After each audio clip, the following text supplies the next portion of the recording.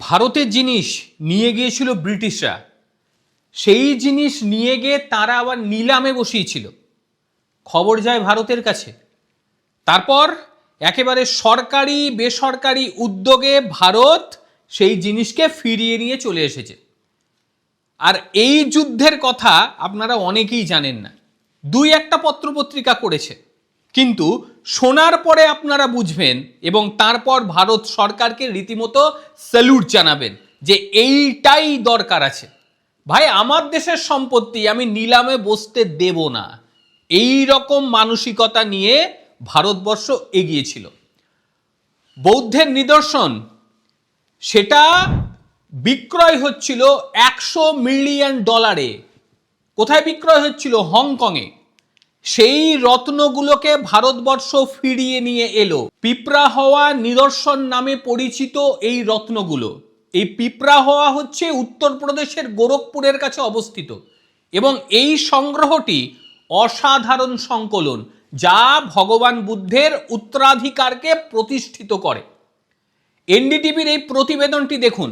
Buddha's relics $100 million, how India brought back jewellers from Hong Kong.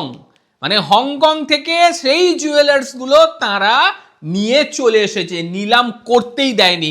ভাই, আমার দেশের সম্পত্তি আমি প্রমাণ দেখাচ্ছি, তোমরা চুরি করেছো মানেই যে তোমাদের, এটা হতে পারে না। এটা ভারতবর্ষ দেখিয়ে দিয়েছে। পবিত্র বুদ্ধের নিদর্শনগুলি 1898 সালে উইলিয়াম ক্ল্যাকটন পেপ্পে কপিলাবস্তুর প্রাচীন স্তূপে আবিষ্কার করে এবং এগুলো আবিষ্কার করার পরে তারা ভারতে রাখেনি, নিয়ে চলে গিয়েছিল।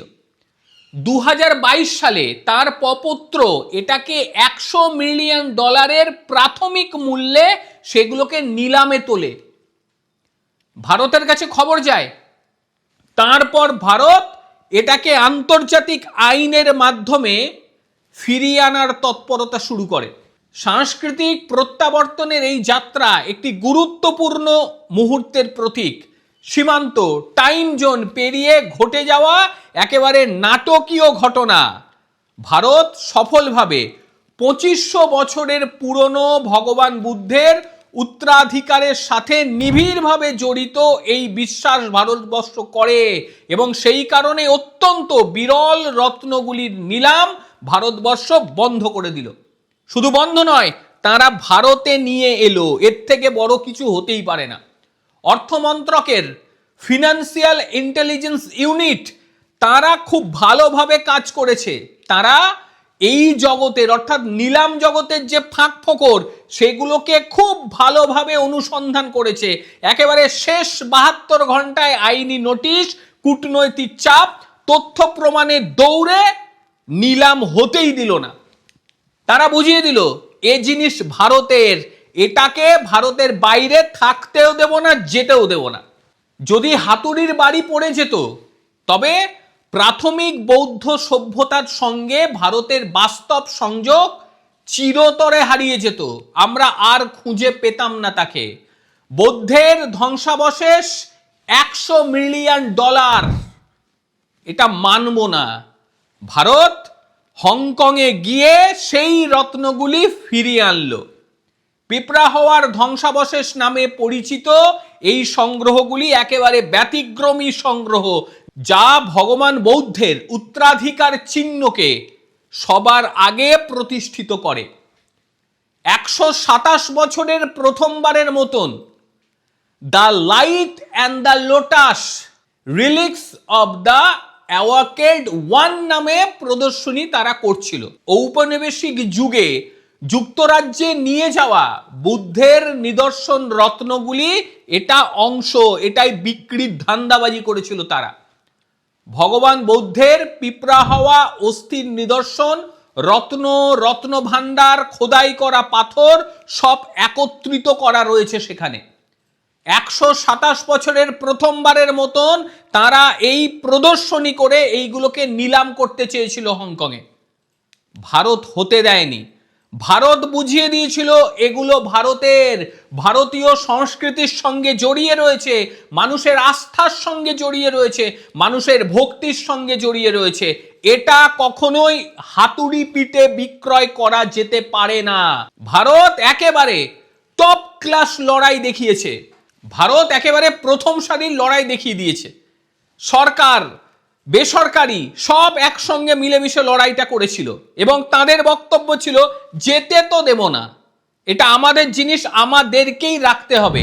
ভারত সরকারের সংস্কৃতি মন্ত্রকের সচিব বিবেক আগরওয়াল তিনি বলেছেন এটা আমাদের জন্য একটা মাইল ফলক, বড় ধরনের মাইল ফলক। এবং সবচেয়ে উল্লেখযোগ্য দিক হলো এই অভিযানে এগিয়ে এসেছেন একজন শিল্পপতি, তার নাম পিরোজ শাহ গোদরেজ। তিনি নিজে এই রত্নগুলোকে কিনেছেন, কিনে নেওয়ার পরে তিনি ভারত সরকারের হাতে তুলে দিয়েছেন এবং বলেছেন এইগুলি চিরকাল ভারতে থাকবে এবং ভারত সরকারের কাছে লিখিয়ে নিয়েছে এগুলো যাতে কোনোদিন ভারতের বাইরে না যায়। আর ভারত সরকার তো চেষ্টা চালাচ্ছিল। তার সঙ্গে এই ভারতের শিল্পপতিদের দেখুন কিরকম তারা তারা ভারতের জন্য কি কি করতে পারে একবার ভেবে দেখুন। গৌতম বুদ্ধের যে রত্ন, এই রত্নগুলো ভারত সরকার যেভাবে ফিরিয়ে আনলো, এটা দেখার পরে অন্যান্য দেশ তারা রীতিমতো হতচকিত হয়ে গিয়েছে যে কিভাবে পারলো। আর সবচেয়ে যেটা গুরুত্বপূর্ণ বিষয় যে এইগুলোর উপরে নজর ছিল চীনের, তারা এটাকে লক্ষ্য রেখে দিয়েছিল এবং তারা নিলামে ঢুকে এগুলোকে কিনেও নিত, এমনই প্রক্রিয়া তারা সম্পূর্ণ করে রেখে দিয়েছিল। ভারত বলল ভাই নিলামই তো হতে দেবো না, কিনবি কোথার থেকে, যা প্রাপ্য সেটা আমরা দিয়ে দিলাম। সেটা আবার দেখুন একজন শিল্পপতি টাকা দিয়ে দিল ভারতের হয়ে, এখানে ভারতের টাকাও লাগলো না। এটাই ভারত, এটাই ভারতের মানসিকতা। অথচ কয়েকটা দেশ দেখুন তারা ভেঙে চুরে লন্ডভন্ড করে দেয়, তাদের কাছে ইতিহাস বলে কিছু নেই, তাদের কাছে শিল্প সত্তা বলে কিছু নেই, কিচ্ছু নেই, তারা এতটাই নিকৃষ্ট। কিন্তু ভারত গৌতম বুদ্ধের জন্য একদম বলা যেতে মানে টপ ক্লাস লড়াই চালিয়ে দিল, যেতে দেব না, আমাদের দেশের সম্পত্তি তোমরা আমার দেশ থেকে নিয়ে গিয়ে সেগুলো বিক্রি করবে, এটা মেনে নেবো এত সহজে? এখন প্রত্যেকে ভারতের এই উদ্যোগকে সাধুবাদ জানাচ্ছে। অনেকে বলছে যে ভারত বলি এটা সম্ভব, কারণ এটা যদি চীনের হাতে চলে যেত না, চীন এটাকে নিয়ে ভবিষ্যতে যে কি কি করতে পারত সেটা আমরা কল্পনাও ভাবতে পারি না। চীন এটাও প্রমাণ করে দিতে পারত যে এই যে গোরখপুর, এই জায়গার জিনিস আমাদের কাছে আছে মানে গোরখপুরটাও আমাদের। এরপরে তারা দাবি জানাতো, এটাই করতো তারা। সবটাই বোঝা যায় চীনের যে আগ্রাসী মনোভাব সেটা ভারত বোঝে।